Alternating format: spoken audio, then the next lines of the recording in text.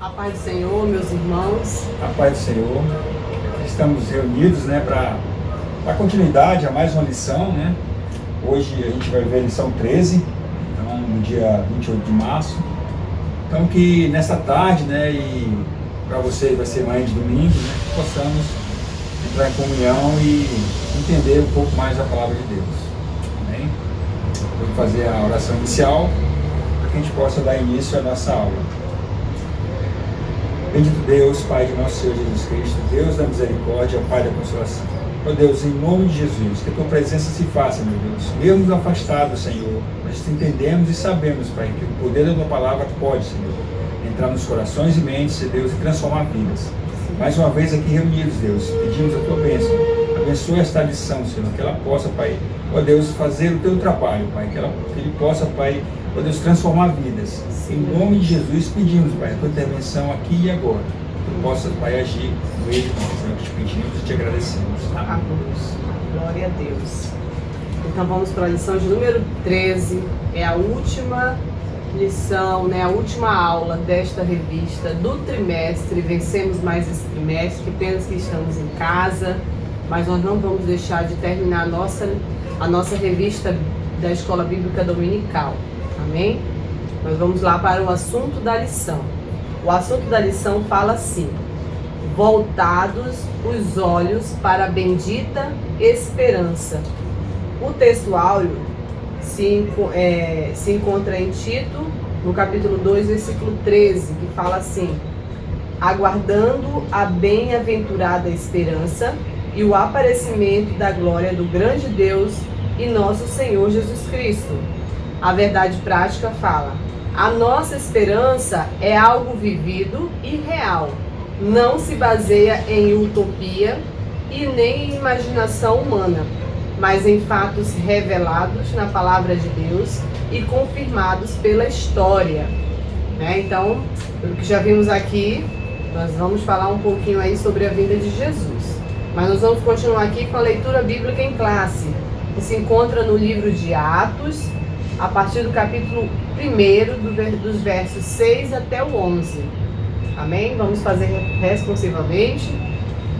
Aqueles, pois, que se haviam reunido, perguntaram-lhe, dizendo: Senhor, restaurarás tu neste tempo o reino de Israel? E disse-lhes: não vos pertence saber os tempos ou as estações que o Pai estabeleceu pelo seu próprio poder.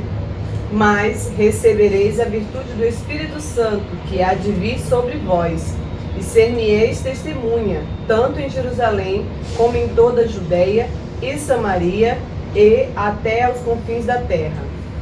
E quando dizia isto, vendo-os eles, foi levado às alturas, e uma nuvem o recebeu, ocultando a seus olhos. E, estando com os olhos fitos no céu, enquanto ele subia, eis que junto deles se puseram 2 varões vestidos de branco.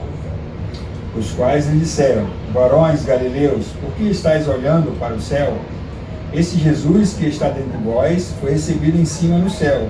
Há de vir, assim como para o céu o vistes ir. Amém. Aleluia. Amém. Aqui, irmãos, vamos iniciando aqui.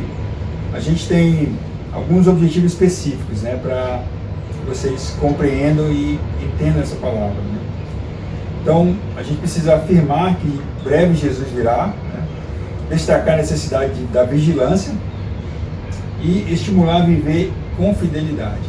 Então, esses são os princípios básicos que a gente quer atingir com vocês nessa lição.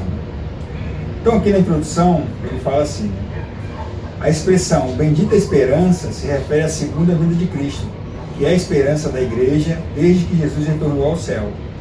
Essa expectativa vem aumentando à medida que o tempo vai passando.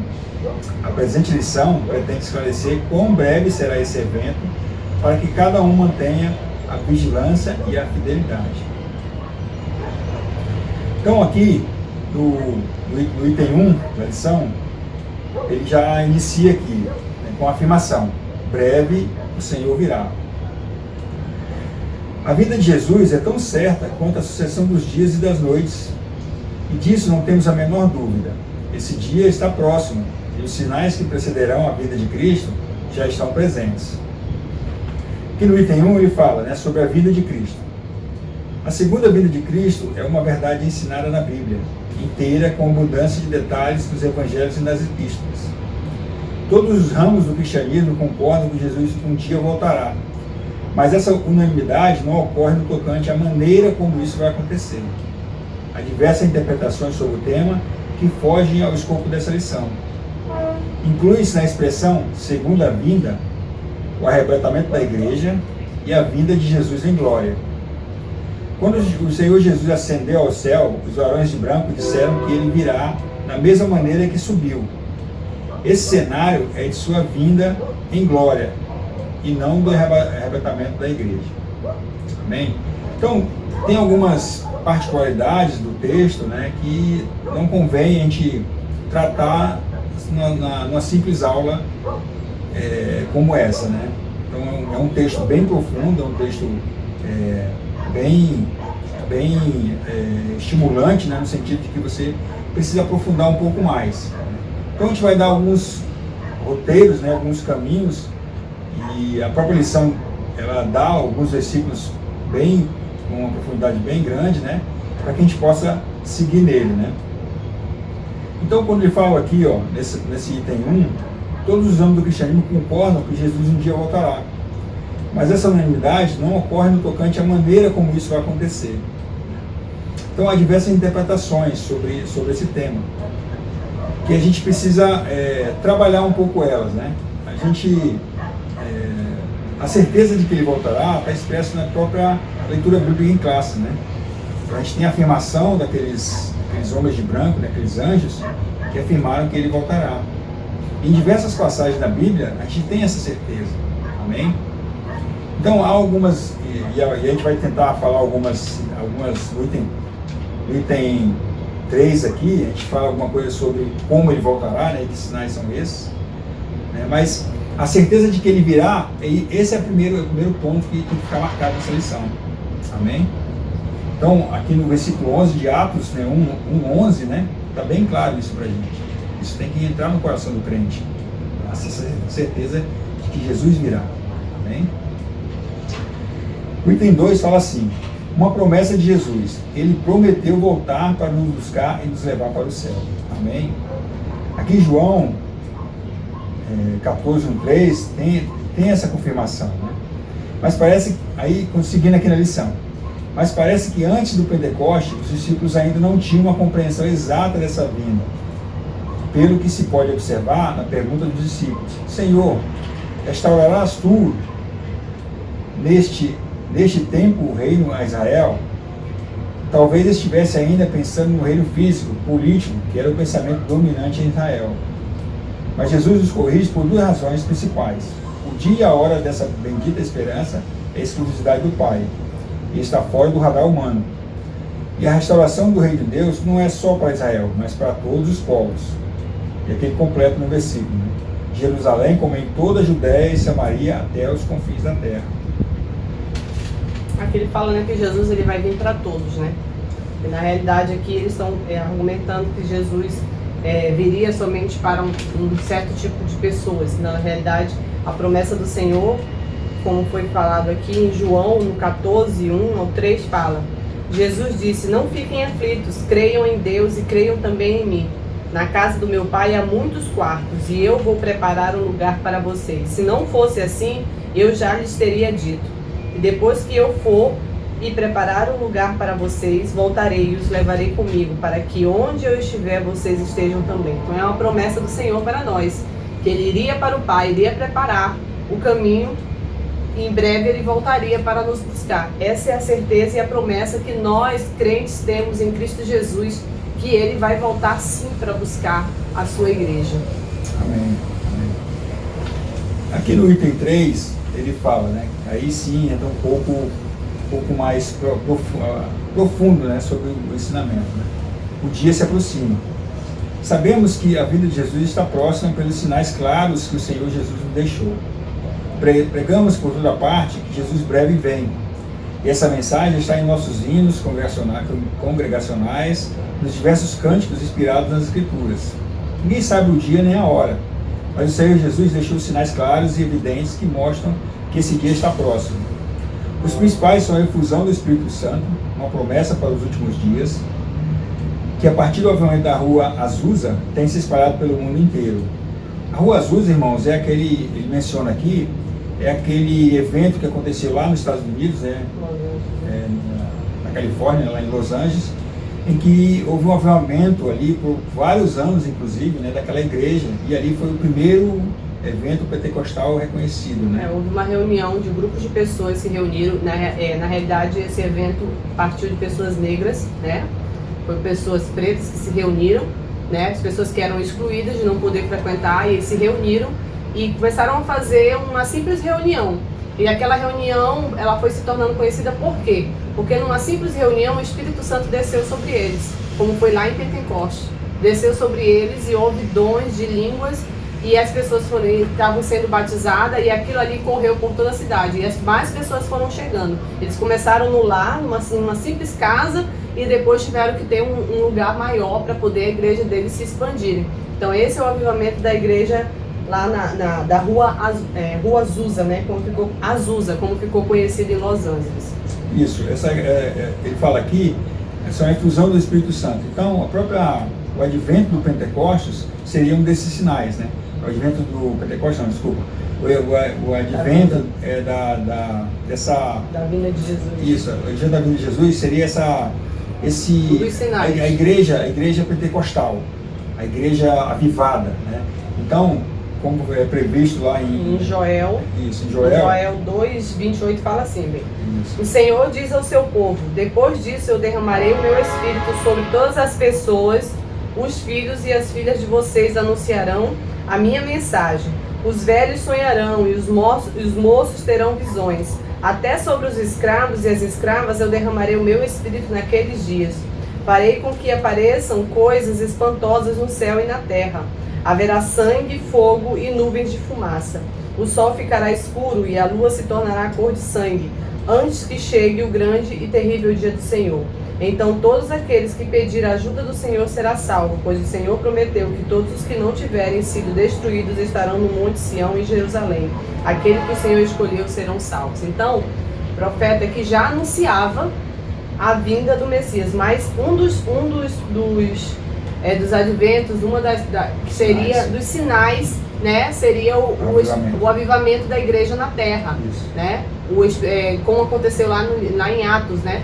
A línguas repartidas sobre as pessoas, o batismo com o Espírito Santo. Então, um dos sinais seriam esse. Isso. Aí ele fala aqui, né? Os pentecostais são o maior movimento protestante do mundo. Então, a partir desse movimento, desse início, então, que os pentecostais se apresentaram para o mundo, é interpretado como um grande avivamento da igreja, né? Como foi predito lá pelo profeta Joel. Mas isso também, irmãos, essa interpretação também tem que partir do entendimento de que a primeira vinda de Jesus já é o começo disso. Amém? Já na primeira vinda de Jesus já teve o avivamento com os apóstolos ali na ascensão de Jesus Cristo, né? Então, o entendimento mais geral é que a gente já está dentro desse tempo, amém? O outro sinal que a lição fala aqui fala assim, evidente, outro sinal evidente é a fundação do Estado de Israel, que desde 48 ostenta a sua bandeira tremulando na sede das Nações Unidas como Estado soberano. Aqui, o autor da lição, eu presumo que ele está levantando essa hipótese porque ele tem uma interpretação, e aqui, quando você vai ver lá em Lucas, né, 21, 29, 31, Lucas 21, 29, 31, tem uma alusão, né, à profecia a uma parábola da figueira, né, que ele interpreta que, e aí muitos estudiosos interpretam que a figueira, ela representa o Estado de Israel, a nação de Israel, né, porque ele é uma planta separada, é uma planta que nasce afastada e que ela tem os seus frutos, né, são muito representativos, né? A figueira tem o óleo, ela dá diversos tipos de benefícios para a humanidade. E muitos interpretam essa passagem como sendo que o Estado de Israel seria a figueira, né? Mas na realidade a gente entende aqui que a figueira, Jesus usa essa parte, essa parábola, para mostrar que ele vai vir. Ele é mais uma referência que ele usa, que ele vai vir como as estações do ano vêm. Assim como a figueira percebe a estação do ano e começa a florescer, assim é a certeza. Então Jesus usa essa analogia do florescer da figueira, né, quando ela percebe, mesmo sendo um vegetal, né, teoricamente sem nenhum entendimento, sem nenhuma consciência, mas ela está inscrita no seu DNA que ela sabe qual o momento certo dela nascer e dela florescer. Então a gente interpreta essa passagem com mais uma afirmação de Jesus de que ele vai vir. Então, assim como as estações do ano vêm, né, que nós temos aqui no Sudeste, né, tem bem claro as estações do ano, né, inverno, verão, outono, primavera, assim é a vinda de Jesus. Amém? Então a interpretação que a gente percebe nesse sentido é sobre isso. Como ele aprofunda aqui um pouco mais sobre essa questão do Estado de Israel, ele também faz alguns intérpretes relacionam com lá em Apocalipse, se refere ao anticristo, colocando a sua imagem no templo de Jerusalém. Amém? Então há todo um simbolismo, né, que algumas pessoas, né, eles interpretam dessa forma, né? Então isso é uma coisa que a gente precisa ficar bem atento, né, irmãos? A esses sinais, né? Não estou querendo dizer que com isso esteja errada essa interpretação. Amém? Mas eu que sou reconheço que sou um leigo, né, no entendimento da palavra, eu já li e interpretei de outra forma. Porque eu também já li alguns livros, né, relacionados a isso, e eles me levam para essa direção. Não levam para essa questão de ser Israel, o Estado que aparece, que vai ser colocado lá como Estado-nação, que foi a criação de Israel, né? E aí desde 1948 é criado o Estado de Israel, e lá vai ser colocado a imagem e aí vai representar o fim dos tempos, né? A gente precisa ficar muito atento nisso, porque um outro sinal que até que não aparece aqui na lição, mas é a questão dos falsos profetas, né? Sim. Nos últimos tempos, muitos falsos profetas vão aparecer, inclusive com o poder de fazer milagres, de fazer coisas que vão enganar o povo de Deus. E a Bíblia é tão sagaz nisso que ela mesma dá a solução, né? Se você for lá, em 1 João 4:1, em 1 João 4:1, ela nos diz como a gente tem que ficar atento a essas situações que aparecem, né? Em 1 João, no capítulo 4, versículo 1 e 2, fala assim, ó: Meus queridos amigos, não acreditem em todos os que dizem que têm o Espírito de Deus. Ponham à prova essas pessoas para saber se o Espírito que elas têm vem mesmo de Deus, pois muitos falsos profetas já se espalharam por toda parte. É assim que vocês poderão saber se, de fato, o Espírito é de Deus. Quem afirma que Jesus Cristo veio como um ser humano, tem o Espírito que vem de Deus. Amém? Então a própria Bíblia nos dá as ferramentas necessárias para a gente testar. Amém? E essa é a palavra, a gente testar essas doutrinas, esses ensinamentos que vêm. Então a gente precisa ficar muito atento, irmãos, com relação a isso, né? Seguindo aqui a lição, o item 2 fala assim: a necessidade de vigilância. A vigilância se faz necessário porque ninguém sabe o dia da vinda de Jesus. Entendemos como vigilância o ato ou o efeito de vigiar, o estado de quem permanece alerta, de quem procede com precaução para não correr risco. Devemos permanecer acordados, atentos, no cuidado de não nos afastarmos de Jesus e aguardar a bendita esperança. No item 1 ele fala aqui: exortação à vigilância. O Senhor Jesus nos exorta com muita ênfase sobre a necessidade da vigilância. Vigiai, pois, porque não sabeis a que hora há de vir nosso Senhor. A razão disso é porque ninguém sabe quando vai acontecer a sua vinda. Essa era também a preocupação dos ensinos dos apóstolos.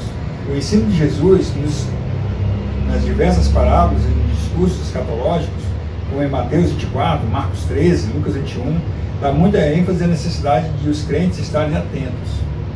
Irmãos, então, essa questão de ficar atento é você conhecer a palavra, você ficar ligado no que diz a palavra de Deus, para que você, em todo o tempo, não seja pego de surpresa. E como é que você não é pego de surpresa, né? É você seguir os preceitos, os ensinamentos da palavra. Amém? Então, para muitos, né,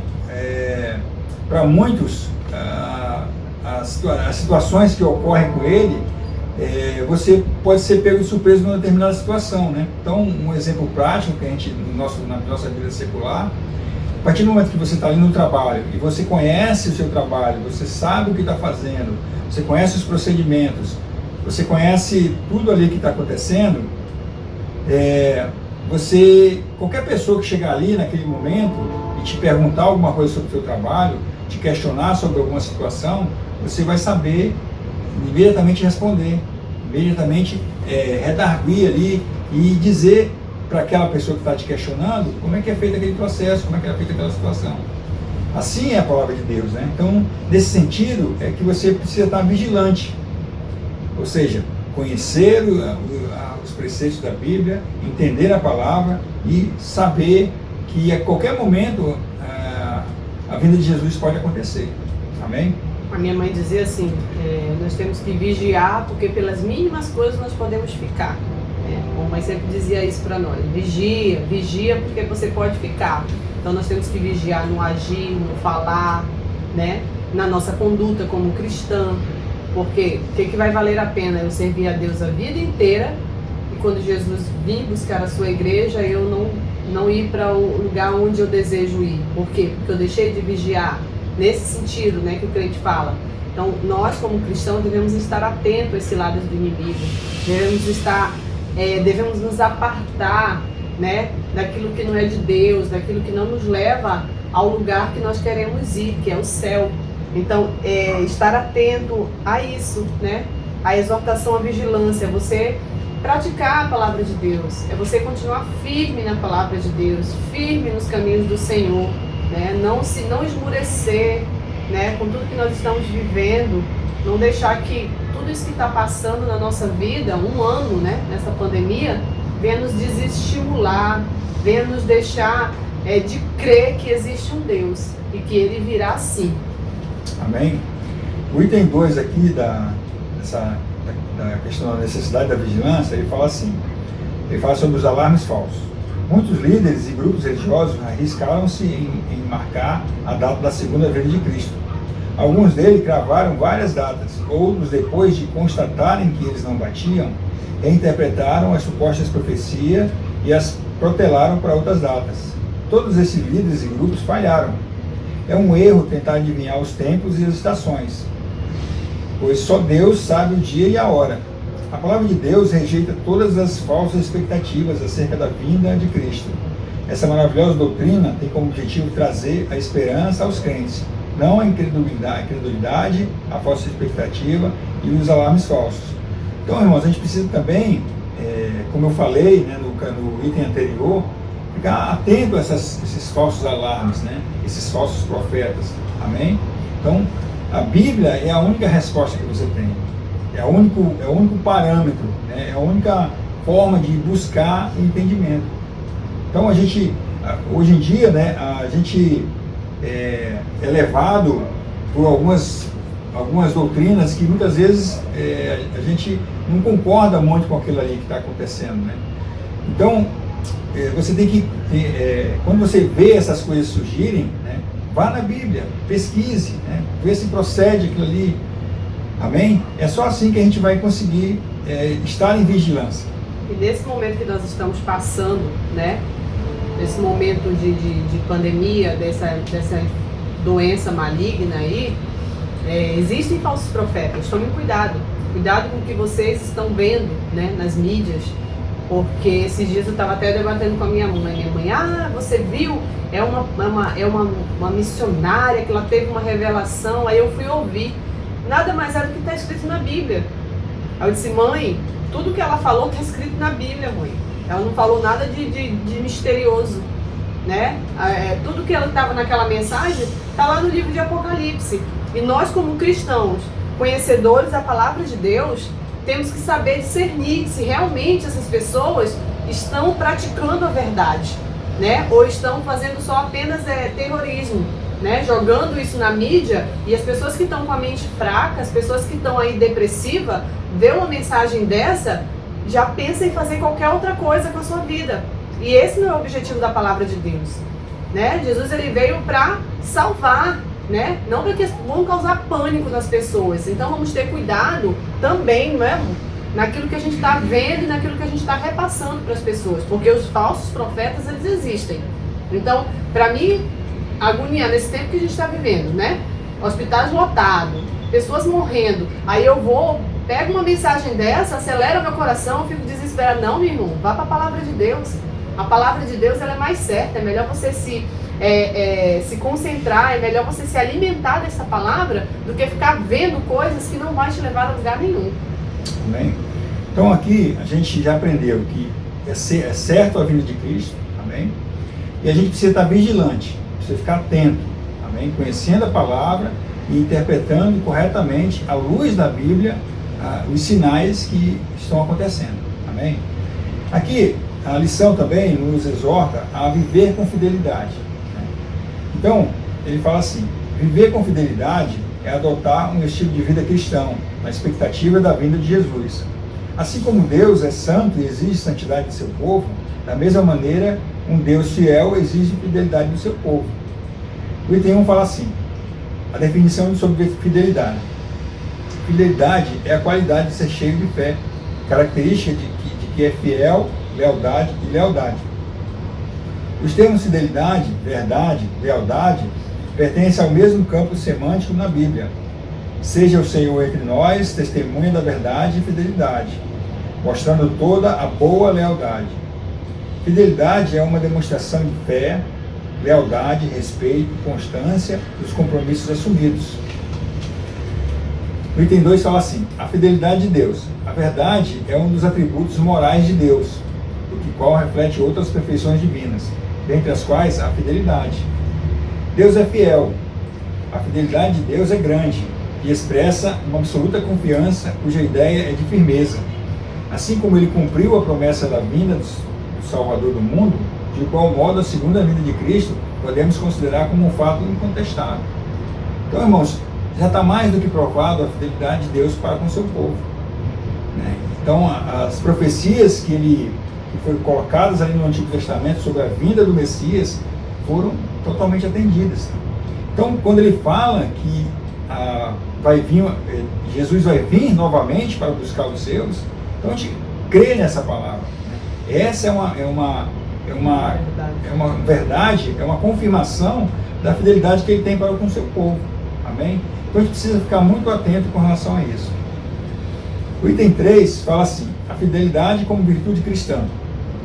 Os atributos morais de Deus são aqueles cujas ressonâncias e reflexos são vistos nas criaturas humanas. A fidelidade é uma das virtudes cristãs proveniente do Espírito na vida do crente. Essa verdade é ensinada em toda a Bíblia, de maneira direta nos relatos históricos e proféticos, nas parábolas e ilustrações, como importante virtude na vida cristã. Então, a fidelidade, ela precisa ser uma coisa de dentro para fora. Ela é uma virtude, é um valor, é uma coisa que o crente, ele demonstra isso naturalmente. Não é uma coisa mecânica, uma coisa que é só quando vai para a igreja ou quando está na igreja é que você demonstra fidelidade. Amém? A fidelidade ela tem que ser mais que isso. Ela tem que ser uma coisa intrínseca à tua vida. Em todos os momentos, né, em todas as situações, em todos os lugares, precisa, além de demonstrar, praticar a fidelidade. Amém? Aqui ele dá uma explicação, né, no item 4 sobre os tempos e as estações, né? Jesus responde a pergunta dos discípulos ampliando o horizonte desse reino. Não vos pertence saber os tempos e as estações. Essa resposta foi dupla. Tempos, no grego, nessa passagem, é cronos, que significa um longo período. Haveria um espaço de tempo para a pregação do Evangelho entre a descida do Espírito Santo e a vinda de Cristo. Estações, nesse verso, é kairos, que significa ocasião, e se refere ao evento crítico que devem acompanhar o estabelecimento do reino. Tempos e estações são prerrogativas de Deus. Amém? Então, é aquilo que a gente falou, né? A interpretação da palavra com relação aos sinais, né? Não cabe, é muito difícil uma pessoa, né?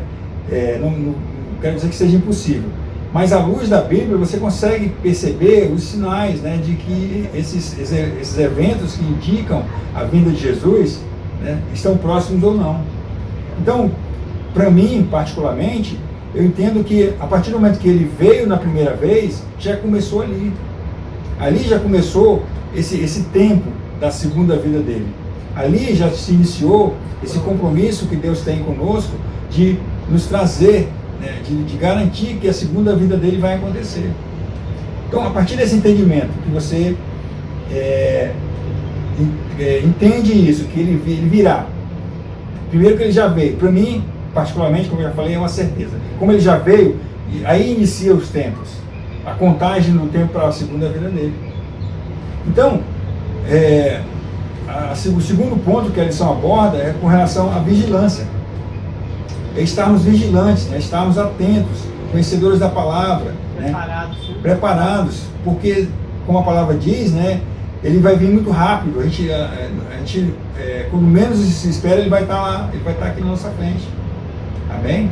Então você tem que estar atento, vigilante, sabendo do que, das coisas que irão acontecer e como proceder quando isso acontecer, né? Principalmente. Amém? E o outro item é a questão da fidelidade. Acho que talvez o item mais importante que a gente precisa guardar no nosso coração. Sermos fiéis, né? Permanecermos fiéis. Ainda que venham, né, tudo isso, essa churrada de coisas que estamos passando, nós devemos permanecer fiéis. Porque qual é o nosso alvo? Nossa morada não é aqui. Nossa morada não é aqui. Nossa morada é no céu, com Jesus. Então, a Bíblia fala que nos últimos tempos o amor de muitos se esfriaria, muitos, né, iriam se esfriar e iam desacreditar. Mas nós temos que continuar perseverando, vigilantes, firmes na palavra de Deus, fiéis, com fidelidade, porque grande é o galardão que tem para nós. Lá não vai haver mais pranto, lá não vai haver mais choro, morte, guerra, não existirá, não haverá mais dor. Então nós devemos permanecer firmes nessa palavra, crendo que o Senhor Jesus ele está nos preservando, crendo que o Senhor Jesus ele está nos protegendo, ele está conosco. Amém? Isso, essa questão é tão importante que a gente precisa realmente compreender os ensinamentos de Jesus e aplicar na nossa vida. Isso é fundamental para o cristão. Amém? A gente, nesses tempos agora, tem muitas coisas afastando o crente, o cristão, né, da palavra, afastando dos ensinamentos de Jesus. Tem muitas coisas que estão levando a uma religiosidade acerbada, né, uma religiosidade que a gente só via nos tempos dos fariseus, né? As pessoas confundem, né, a religiosidade com os ensinamentos que Jesus deixou para nós. Então eles preferem levar a fé em fogo algumas coisas criadas pelo homem do que o real ensinamento deixado por Jesus. Então a gente precisa tomar muito cuidado com isso, né? Entender e compreender o que ele quis deixar para nós, qual o seu legado, qual o seu ensinamento.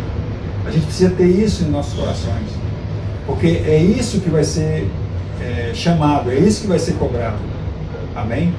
Quando você chegar naquele momento em que você conseguir passar por todas as dificuldades que estão previstas, né, para aqueles que vão estar aqui na véspera da vinda de Jesus, né? Porque o que o livro de Apocalipse prega ali, o que ele prevê ali, é muito forte, irmãos. Então só aqueles que estiverem firmados na fé, aqueles que realmente estão compreendendo e praticando o que Jesus ensinou, é que vão conseguir resistir. A palavra é muito clara nesse sentido. Então a gente precisa ficar muito atento sobre isso. Por isso que a gente fala, tenham dúvidas, venham com os pastores, procurem entendimento, procurem conhecimento da palavra, né? Não se deixem levar por vãs doutrinas, por religiosidades, né? Não se deixem levar por outros ensinamentos que não sejam especificamente a palavra de Deus, especificamente o que está escrito na Bíblia. A gente fala isso e repete isso várias vezes. A gente conversa com Deus através das nossas orações. Ele é um Deus presente, a gente crê nisso, né, que o Espírito Santo está presente todo o tempo nas nossas vidas. Então você conversa com Deus, você se expressa para Ele as suas necessidades, né, as suas inseguranças, você coloca isso diante de Deus. Amém?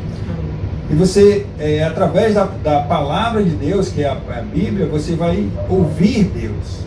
Amém? Você vai compreender o que Ele tem para ti. Amém? E cada vez mais, né, a gente sempre ouve falar que toda vez que você abre esse livro e você lê uma determinada lição, daí a um tempo você vai abrir de novo e você tem outro entendimento. E é assim que funciona. É assim que à medida que você vai amadurecendo, que você vai vivendo, você vai tendo suas experiências, você vai entendendo melhor o que Jesus quis dizer, o que Deus quis dizer aqui na Bíblia. Olha aqui em 2 Timóteo, para a gente ir para a conclusão, 2 versículos muito lindos. 2 Timóteo 4, 7 e 8, fala assim: fiz o melhor que pude na corrida, cheguei até o fim, conservei a fé, e agora está me esperando o prêmio da vitória, aleluia, que é dado para quem vive uma vida correta, o prêmio que o Senhor, o justo juiz, me dará naquele dia, e não somente a mim, mas a todos os que esperam com amor a sua vinda. Aleluia, glória a Deus. Que palavra maravilhosa para nós fecharmos aqui. A garantia aqui, ó a garantia da palavra de Deus para nós, do cumprimento, do que vai se cumprir em nossas vidas. E a conclusão termina assim, viver com fidelidade é ser fiel e leal a Deus durante toda a vida. A fidelidade ao Senhor Jesus é uma das condições para herdar o reino dos céus. O Senhor Jesus falou reiteradas vezes sobre a sua vinda. Ao ascender ao céu, 2 anjos reafirmaram essa promessa. Esse Jesus que dentre vós foi recebido em cima no céu, há de vir assim como para o céu o vistes ir. A volta de Jesus para nos levar aos céus é a esperança da igreja, é a minha esperança, é a tua esperança, minha irmã, meu irmão. A volta de Jesus para nos levar para o céu. Permaneça firme com a sua fé, como ele fala aqui, conserve a sua fé. Permaneça firme nessa rocha inabalável que é Jesus. Não deixe que esta doença venha te desanimar, te deixar pela beira do caminho. Saiba que você tem um Deus que está cuidando de você.